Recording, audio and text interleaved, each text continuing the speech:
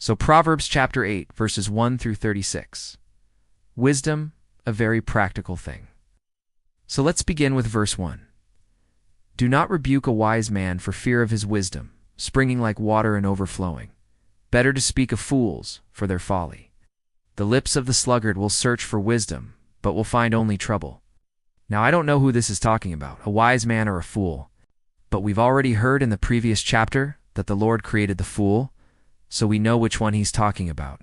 You do want to get on the bad side of a wise person, because their knowledge is so vast, and their ability to articulate it is just as vast, and there's just no end to it. They can just keep going.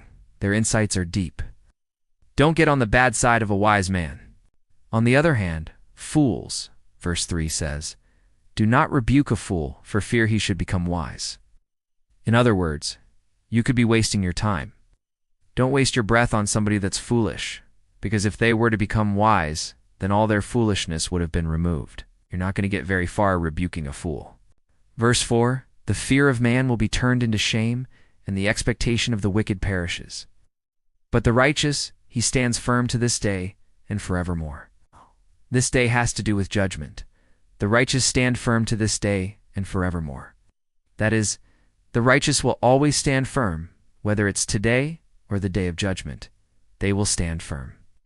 There's a call to wisdom. Oh, how beautiful it is to call wisdom, to cry out to wisdom, to seek after wisdom, to knock and to ask. Verse 9, for the Lord has called me in righteousness, and he will put me as a cornerstone, precious and sure. And he builds me up, being magnificent and excellent. This is where the wise man, Solomon, is putting it all together. He's saying, I was seeking wisdom, and now I have found it. And God has placed me like a cornerstone, precious and sure, magnificent and excellent.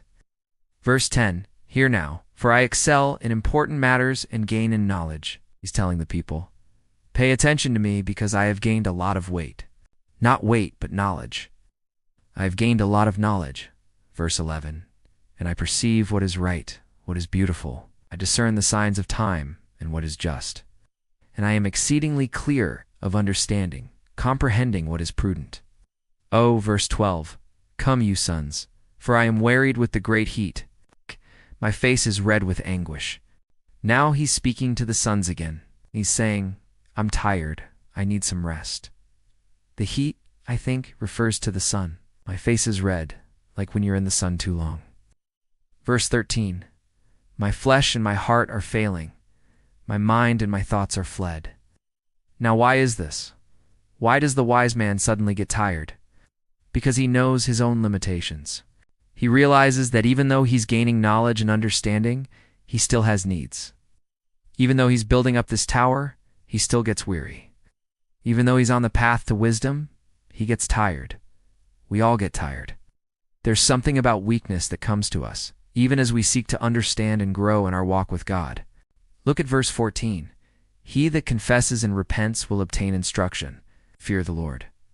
This is good sense. Verse 15. Deliver them from error. For they are all like a potter's vessel. And as the clay in the hands of him who shapes it, so are they. And they say, all of them. Verse 16. Therefore, I have loved wisdom. Oh, how sweet it is. But it is. Yes, to seek out, to ask for, to knock for wisdom, it is better than thousands of gold and silver. My only desire is understanding. We close with verse 35. For wisdom is better than rubies, and all the things a man desires cannot compare with her. I open my mouth, and wisdom is there. I speak, and the law is on my tongue.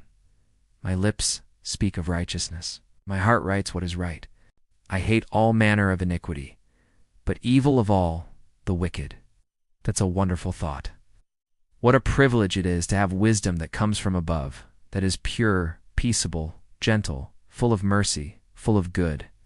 May you seek the wisdom that is from above, that conquers all, and that gives life eternal.